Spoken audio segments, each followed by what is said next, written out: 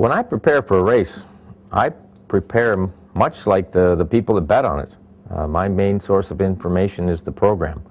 I study the program and the horses and the drivers and which horses they're driving and which tendencies that they have and how the drivers are most apt to race that horse, and come up with a plan much like the bettor when he's looking at the program. You know, he's trying to figure out who's going to go for the lead and come from behind, and that you know, has something to do with my strategy as well. Certainly getting information from the trainer on how the horse has been during the week, and if it's a horse that I have never driven before, he's going to give me information on how he races best and how he thinks he can perform at an optimum level. But the main source of information is a program, and I think program never lies. When I'm scoring down, I always check the tote board just to see what the public likes. I've always found the public to be a great handicapper.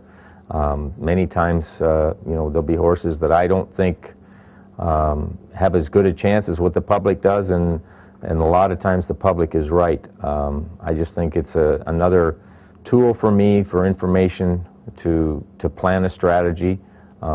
Sometimes I think a horse that I thought was going to be a factor in the race will be 20-1, and that certainly plays into my thinking as the strategy develops in a race, because I believe the public is a very good handicapper of the horses in a particular race.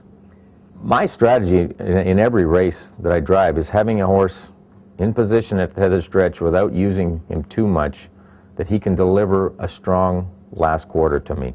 And that's really the essence of driving, putting that horse in position. It might be racing him on the lead, it might be racing him from far back or the middle of the pack, but having him in a position where if he gives me the last quarter that I expect from him, that he will have a chance to win that race. And that's the strategy of most drivers. So it's a cat and mouse game, trying to put your horse in that position, put your opposition in a position where they don't want to be.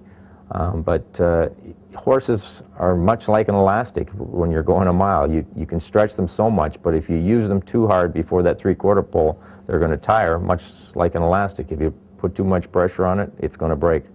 Whipping a horse is something that certainly the whip is overused. I really believe that. Not too many horses go away when you hit them hard with the whip, but it's certainly a tool that we have to have.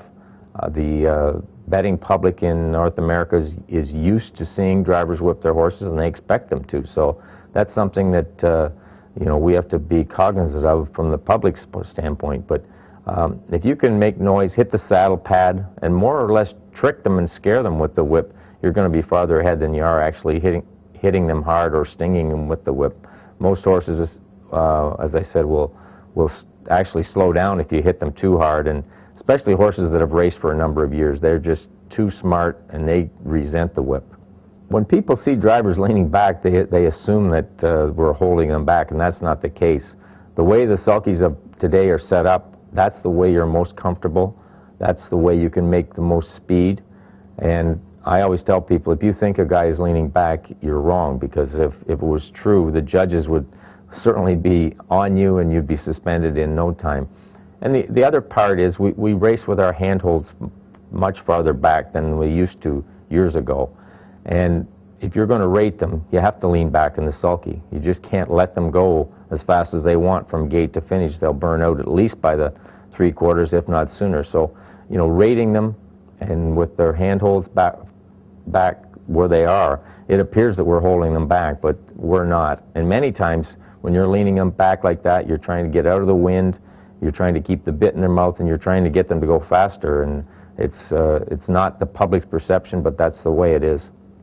I've always found driving to run in cycles. When you're going well, everything comes easy. You make all the right decisions, and even if you make a bad decision in a race, it'll turn out well. And the opposite is true when things aren't going well. You just don't make the right moves, and even if they look right on paper and they look right at the time, they don't work out. And it just runs like that for your confidence. It's certainly a game of confidence. Very good, nice piece.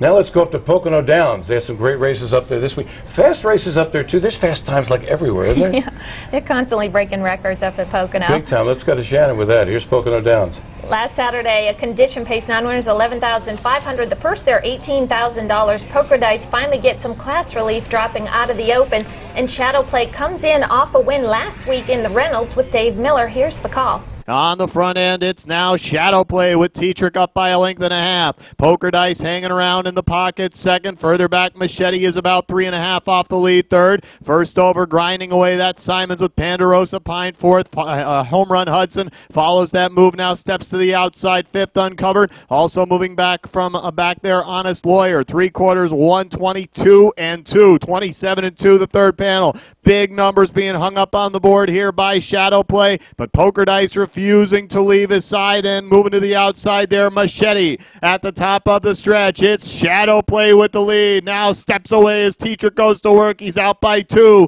Poker Dice all out trying to get closer. Machete on the far outside, but Shadow Play impressive again in victory here at Pocono. Another sub 150 mile by a 3-year-old. Shadow Play and Tim Terick, the 1-5 favorite on top here.